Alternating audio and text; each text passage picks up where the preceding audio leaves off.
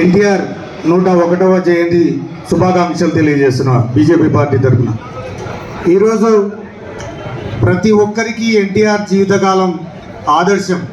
ఏదైతే ఆయన నినాదం ఉందో ప్రజలే దేవుళ్ళు, సమాజమే దేవాలయం. అదేవిధంగా ఈరోజు కృషి ఉంటే మనుషులు ఋషులు అవుతారు.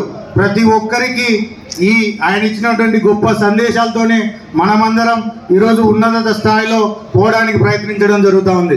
అంతేకాదు ఈరోజు ప్రతి ఒక్కరికి తెలుసు ఎన్టీఆర్ జీవిత చరిత్ర. ఏదైతే ఆయన సినిమా షూటింగ్ కానీ ఏదైనా ఉందనుకో, ఉదయం 5 గంటలకే భోజన కార్యక్రమం ప్రతి ఒక్కటి ముగించుకొని రెడీ ఉంటాడు.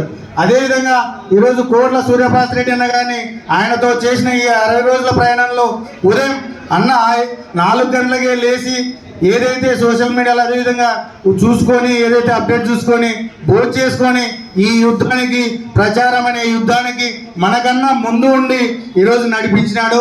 అందుకే రేపు 4వ తారీఖు కూడా మనం చేసిన ప్రతి పనికి ఫలితం చూడడానికి ఈ కళ్ళు ఎదురు చూస్తూ ఉంటాయి. కంపల్సరీ మంచి ఫలితం వస్తుందని అందరం ఆశిస్తున్నాము.